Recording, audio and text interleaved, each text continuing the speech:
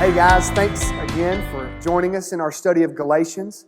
Today we're going to be looking at our second session of Galatians, looking at chapter 2. We're going to be looking at verse 15 through 21, and it's going to be an awesome time together. I know you guys have already been hopefully hanging out with your group, and I hope that's been a great experience so far.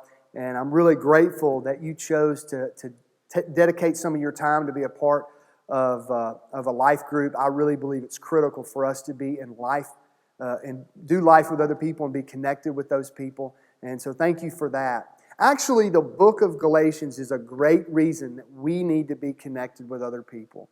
And the reason why is the book of Galatians is written to a group of people. It's an area that was once full of Gentiles. These were not people who were Jewish.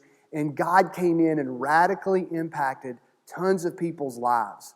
And the book of Galatians is written by this guy named Paul. And Paul writes to address some theological confusion that is taking place.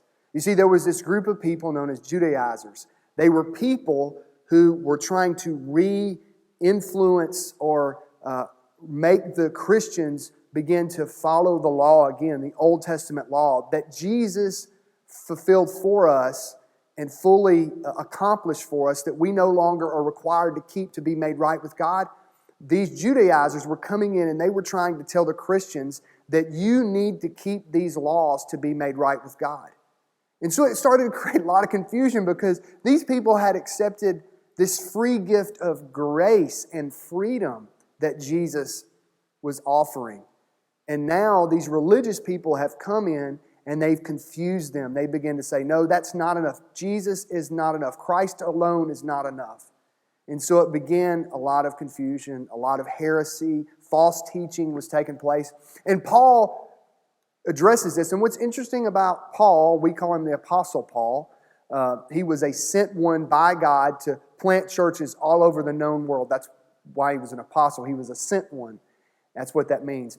And God sends him out to plant these churches. And what's interesting about Paul is before he became a Christ follower, he was the most religious person you can think of. He was, in essence, a Judaizer. So this guy who's writing, addressing this legalism, this theological heresy, is actually a guy who once had those shoes on his feet. He was once a guy who lived in that very place.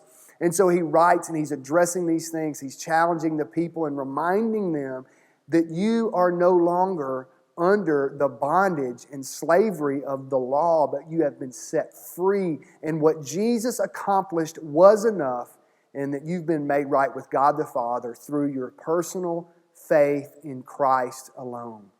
Some interesting verses. You're going to look at verse 15 through 21, but I just want to read verse 20 through 21 to you guys this as you begin to look at your stuff for your group. Check this out. It says, verse 20 says, I have been crucified with Christ, and I no longer live. Now this is in chapter 2, verse 20.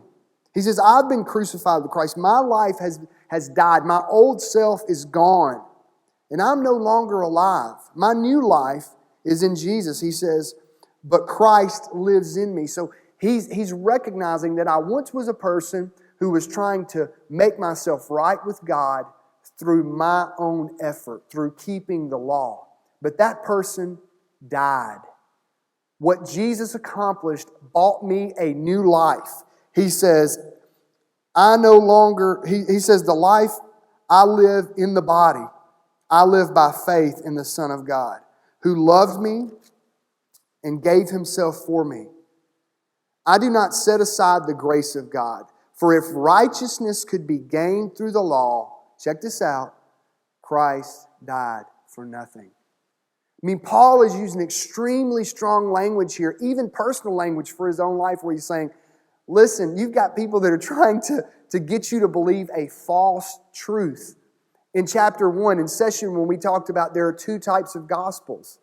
There's the true gospel of Jesus Christ, the good news that Jesus came to satisfy the wrath of God. The sins that you have committed have been made right and forgiven because of what Jesus has done for you.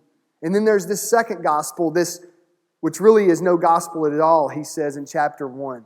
It's a false teaching that you've got to add something to Jesus. It's cult teaching. Anything that teaches something, Jesus plus something, is a cult.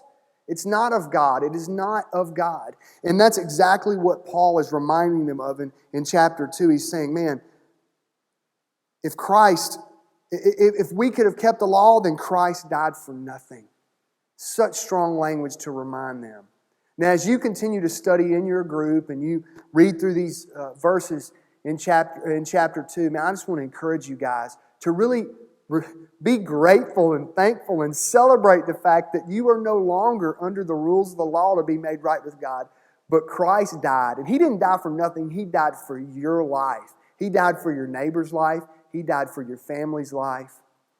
And in Him we are made right with God. Thank you guys so much.